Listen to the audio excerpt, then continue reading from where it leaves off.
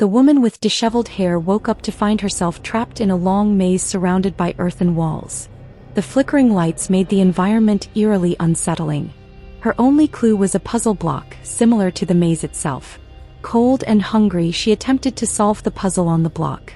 When she succeeded, a door suddenly unlocked. She pushed it open and found a fresh hamburger inside. Ravenous, she devoured it. Soon, she solved a second puzzle and a shortcut window appeared before her. She realized this was a cruel game. Solve the puzzles and the unseen kidnapper would reward her. But the next puzzle was too difficult, and no matter how hard she tried, she couldn't solve it. In the maze, thirst became even more unbearable than hunger. After searching for what felt like an eternity, she found only a broken toilet. Desperate, she cupped water from the toilet and drank it. At the same time, she finally broke down, throwing the puzzle block in frustration.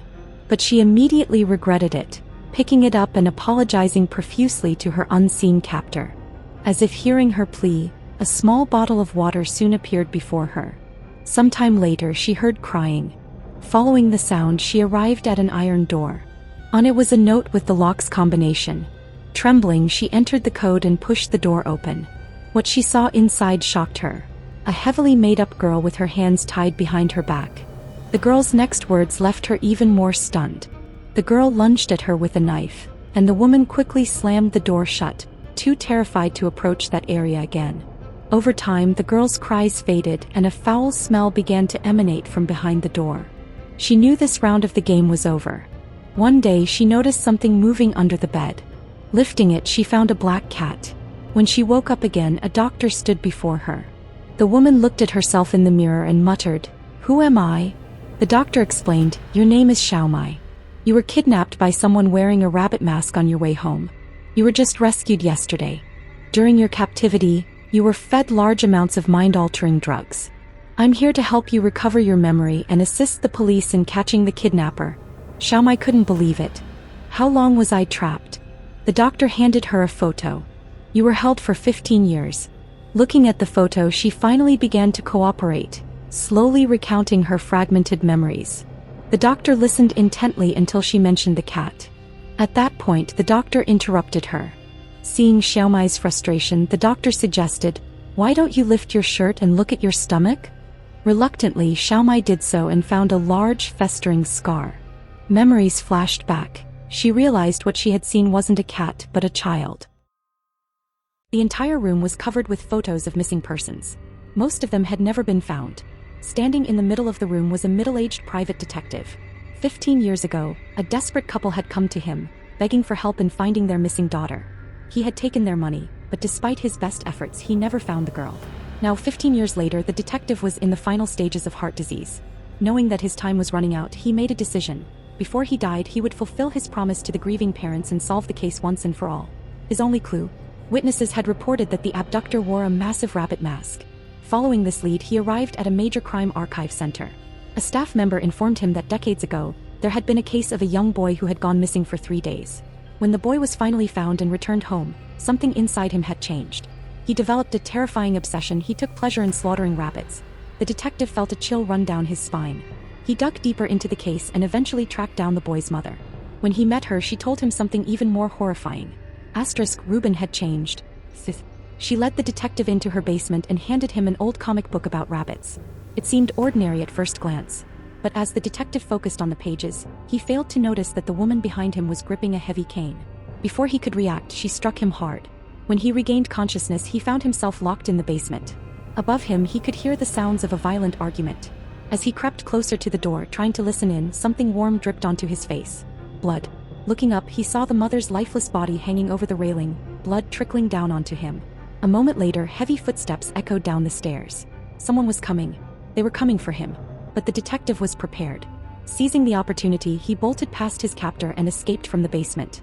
He barely managed to grab his car keys before fleeing into the night.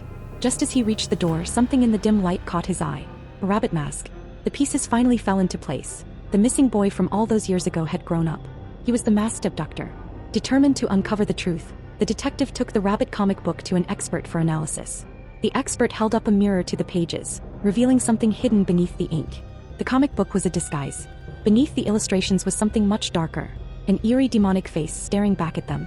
Alarmed, the expert urged the detective to stop his investigation immediately and stay as far away from this case as possible.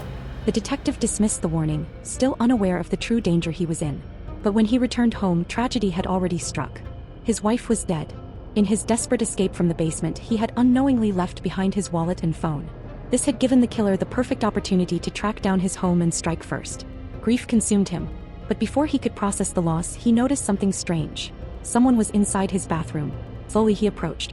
When he opened the door, he was met with a sight that froze him in place. Standing in the dim light was the rabbit-masked man. The detective raised his gun and ordered him to remove the mask. The man obeyed. Beneath the mask, his face was bruised and bleeding. He was already gravely injured. Barely able to speak, the man uttered a shocking confession. The real killer is my old partner. He described him in detail. His accomplice had a large, unmistakable birthmark on his face. Without wasting a second, the detective rushed to the suspect's home. But just as he was waiting to confront him, his chest tightened. His heart condition had caught up to him. As he collapsed, struggling to breathe, his mind suddenly recalled something crucial. The boy with the glasses. The one who had always been nearby. The one he had overlooked. That boy, he was the real rabbit-masked man all along. A cruel realization washed over him. When the killer learned that the detective was investigating the kidnappings, he had intentionally injured himself to create an alibi. Tears streamed down the detective's face. The truth had finally come to light. The scene shifts back to the hospital. Xiaomai recalls a new clue. Every once in a while, the kidnapper would bring her a fresh pizza. Back then, trapped inside the labyrinth, it was one of the few things she looked forward to. Detective Xing happened to step out for something. At that moment, the phone suddenly rang. Xiaomai picked up the receiver and heard a chilling voice on the other end. I need your telephone ringtone. I need your address for the order. Xiaomai froze in confusion. She frantically pressed the emergency call button. But no one came. She had no choice but to rip off the 4-tube and staggered toward the hospital room door. The hallway outside was completely empty. Pitch black, stretching endlessly into the darkness. Summoning her courage, she threw the small rubber ball in her hand as far as she could. Sure enough, she was still trapped inside the labyrinth.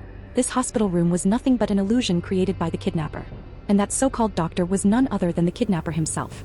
At that moment, he was sitting with a twisted smile, replaying his recorded conversation with Xiaomai, completely lost in his own psychotic game. Xiaomai quietly stepped forward, noticing the puzzle cube she had struggled with in the labyrinth. A strange noise echoed from the room, the sound of an old tape recorder playing. On the table, a newspaper lay open. The headline read, "The real Xiaomai has already been rescued." She walked toward a mirror, gently wiping her hand across her face. The artificial skin peeled away. Her entire identity was a lie. A doctor entered the room, calmly informing her, "The kidnapper has been caught." But the woman didn't waste time with formalities. She cut straight to the point. When was the real Samantha and Reddy found? A year ago. I'm sorry. Believe I was Samantha. Today. How long have I been here? The doctor, no, the kidnapper, did not seem surprised at all. He answered every question with eerie calmness. It was clear. This wasn't the first time she had awakened, but this time, she had truly escaped. And the first thing she did was lock the true monster inside forever. The woman opened the door, walking into the blinding sunlight outside. And at that moment, she finally remembered. She was a police officer. Years ago, she had been investigating the very case of Xiaomai's disappearance. And the reason for the scar on her abdomen was because she had given birth to a daughter years before. She had finally been rescued. But one last question remained. Who was the real kidnapper? The answer was shockingly simple. A random bystander. The night Xiaomai was taken, this man had been drinking in the same bar as the detective. By pure coincidence, they both saw the news report about her disappearance. That story gave him an idea. And so he kidnapped the police officer. Using psychological torture, he altered her memory, forcing her to believe she was Xiaomai. We often assume that killers are monstrous psychopaths, like the rabbit-masked man. But the true demons in this world can wear the kindest, most ordinary faces.